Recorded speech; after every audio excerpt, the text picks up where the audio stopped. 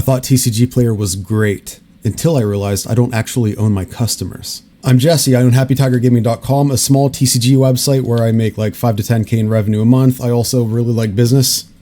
So there's that. So with TCGplayer here, you get your customers' names, you get their shipping information, but you don't have permission to message them or anything like that. They don't follow you, and they only care about being 1 penny cheaper than the next guy. So they throw any inserts you have away immediately. They will not follow you on social media. They'll do nothing like that. So as I sold on TCGplayer, I became a seller level 4. I have just under 100 sales lifetime, and I realized I didn't even own a single customer. I wasn't building something up for myself. I was just fulfilling orders for this website while paying them 14% commission. So for new sellers, TCGplayer is actually great. You get instant traffic. If I sold this pre-order, Mega Charizard X Ultra Premium Collection, if I sold this for $379.97, I would get pre-orders because I'm 1 penny cheaper than the next guy. So it's great for new sellers who don't mind lowering the price of what they sell. You also get to build like the practice. You get to fulfill orders. You get to learn how shipping labels work. You get to learn what happened, like how to do customer service, what happens when orders are late. You get to do everything that you need to learn, make all of your mistakes here before you start building your own brand. And that's also good. And you don't even need an audience to start. New sellers can just start right away. You have something, build a TCGplayer account, and you can just start selling regardless of if you suck or not. And that's actually a really good thing. But it's also the trap. Because once you start selling, you're only growing TCGplayer's business. You're not really growing yours. You're already plateaued to where I get product and sell product, and that's all that you can do. And some people stop there. And business is so much more than that, and you're leaving so much on the table, including helping your customers even more by doing that. So while I was doing all the busy work, I was sourcing my TCG product. I was selling it. I was shipping it. I was doing all the customer service. And meanwhile, I was building zero brand, zero loyalty, and zero respect. I was building nothing. There was nothing that I actually owned. I wasn't building anything for myself except this went up by 1. That's all that I was building. And unfortunately, this doesn't give you more money. This is a Mega Latias EX from the Mega Evolution set, Mega Evolution 1. No one's gonna pay $10.32 with $2 shipping when they can pay $10.32 for it. This 1460 is going to sell faster than the 1470. And all of these guys are taking that 14% hit. And while yes, it's a good thing to give your customers a cheaper product, this actually isn't the best way to do it anyway. After I built my own website, HappyTigerGaming.com, I could do stuff like this. I send out an email.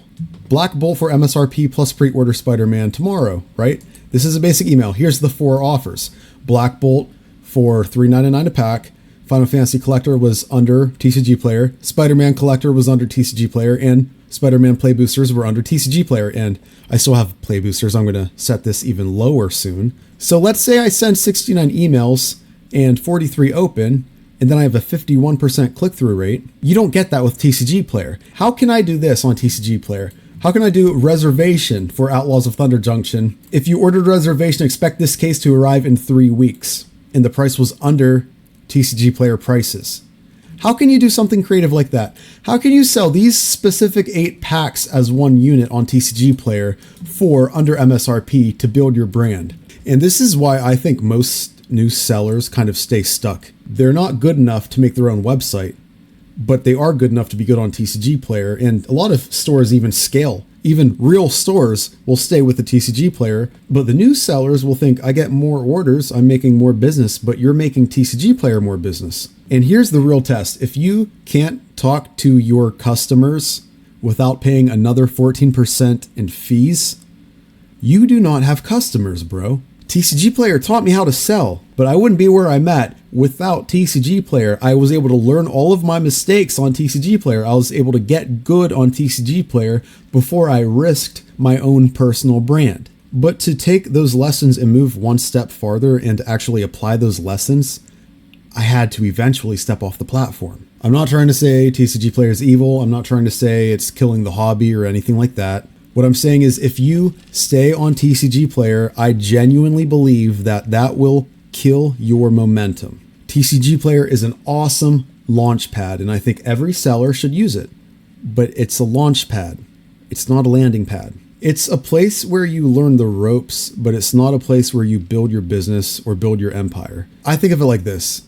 Building your brand only on TCGplayer and getting good there and then staying there, it's like you are building an awesome garden on somebody else's lawn. It's like you would do so much better and get more rewarded for your efforts if you built a mediocre garden on your own lawn and then learn how to water the plants better. Once you're 80, 90, 100 orders in, what I would do as a seller who's a little more experienced is I would learn how to have your own website. I would learn how to stop relying on TCGplayer because they're the gatekeeper. How can you call it your own business when you're stuck using TCGplayer's rules? You can't do reservations or any creative thing like that. And I went into how this actually got me distro. Plays like this built my email list. You don't get to do those plays on TCGplayer's rules. They lock you in to all that you can do is find your own products and sell it the way they want. 1 penny less, they still get 14% regardless. So learn as much as you can on TCGplayer, but once you learned all that you can and you think you can step up, build your own website, get your own email list. I mean, it's worth it, I think. But what do I know? I'm just an idiot on the internet. Leave a comment, subscribe. Have a good day. Bye.